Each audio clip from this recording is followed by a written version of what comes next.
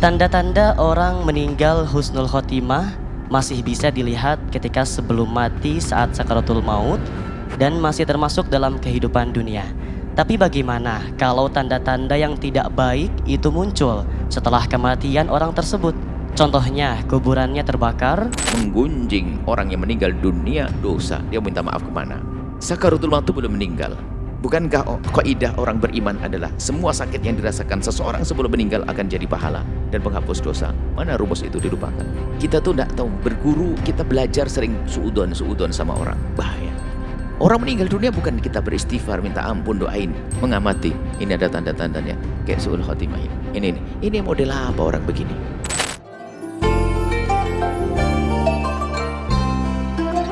Assalamualaikum Bu ya. Assalamualaikum. Tanda-tanda orang meninggal husnul khotimah masih bisa dilihat ketika sebelum mati saat sakaratul maut dan masih termasuk dalam kehidupan dunia. Tapi bagaimana kalau tanda-tanda yang tidak baik itu muncul setelah kematian orang tersebut? Contohnya kuburannya terbakar atau mayatnya dipenuhi belatung. Apakah itu masih bisa kita husnuzoni dengan husnul khotimah Bu ya? Syukran. Assalamualaikum warahmatullahi wabarakatuh.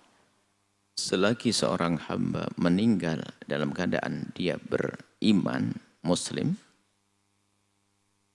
hentikan untuk berprasangka buruk.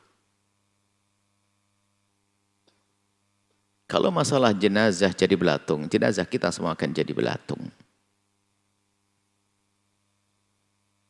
Yang bermasalah kita suka prasangka. Pertanda-tanda belum pasti. Tadi disampaikan pertanda meninggal sebelum wafat. Kenapa? Kalau tandanya apa? Dia meronta-ronta, apakah dia suul khotimah? Oh tidak.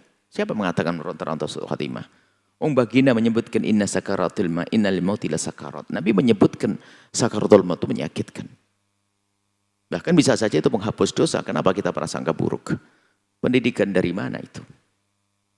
Ada orang mukanya hitam setelah meninggal. Ternyata kalau itu orang medis kena jantung. Jangan biasa prasangka buruk kepada seseorang.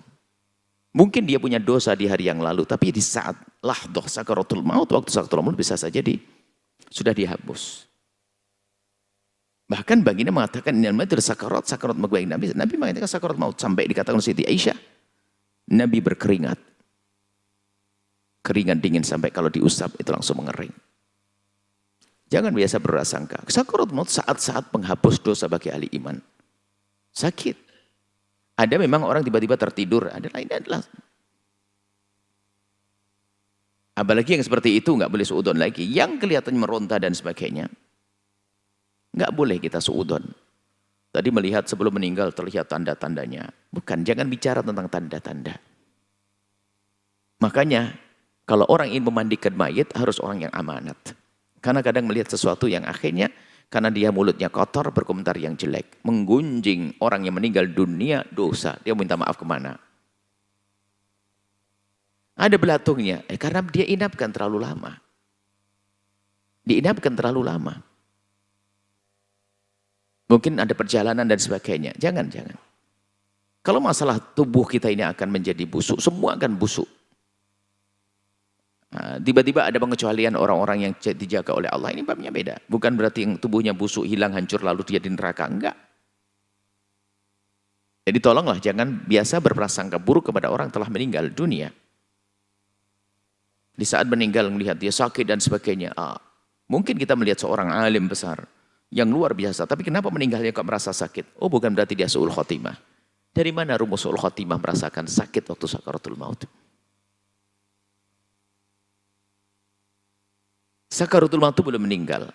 Bukankah kaidah orang beriman adalah semua sakit yang dirasakan seseorang sebelum meninggal akan jadi pahala dan penghapus dosa? Mana rumus itu dilupakan?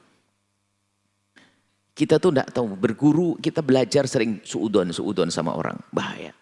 Orang meninggal dunia bukan kita beristighfar, minta ampun, doain, mengamati. Ini ada tanda-tandanya kayak suul khotimah ini. Ini model apa orang begini? Mungkin sekali Anda akan menemukan seorang yang ternyata meninggalnya adalah begitu meronta-ronta dan sebagainya. Apalagi mohon maaf, jika sakitnya sakit yang sakit dalam seperti kanker dan sebagainya. Oh, dia menahan sakit yang sangat Sementara sakit kanker itu sakit di dalam. Dalam itu termasuk namanya batan. Ulama mengatakan sakit dari dalam mati syahid. Anda suudon. Dia sampai diikat. Saya melihat orang kena kanker sampai diikat tangannya. Karena tidak kuat merasakan sakit. Diikat sampai ronta-ronta. Sakit.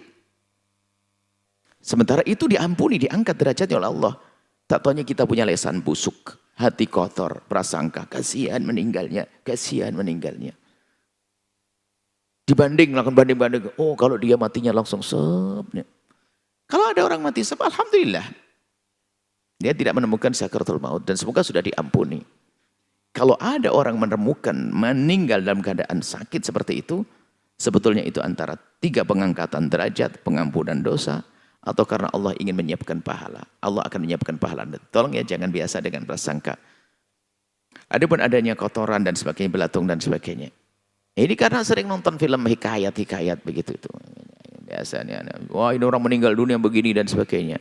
Termasuk mungkin ada seorang dulu pezina. Kemudian meninggal dunia. Baunya tidak enak, dihubung-hubungkan.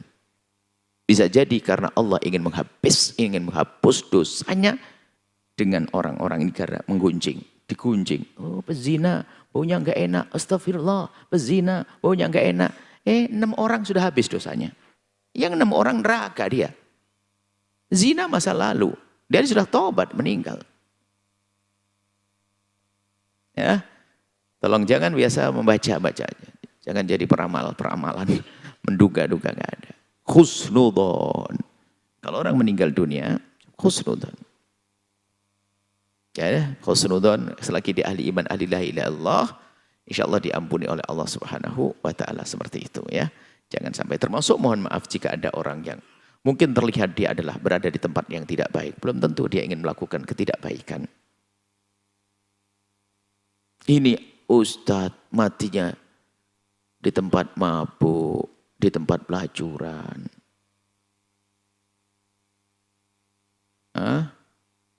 Tak tanya apa? Dipukuli di situ. Ngapain ada di situ?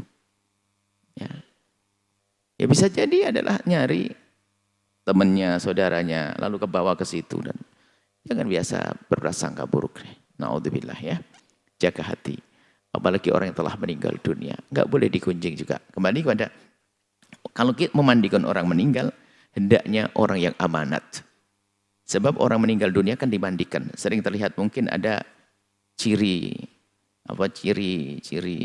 apa namanya? Kan ada tanda apa kalau orang nyebutnya? Ada hitam di mana, ini itu kan selama hidupnya tidak pernah kelihatan, dia malu. Kalau meninggal dunia tidak bisa menutupi lagi dia. Aku yang ngomong, itu ya hitam. Itu ini. Wah ini adalah naudzubillah. Ada orang-orang mandikan seperti itu, Masya Allah.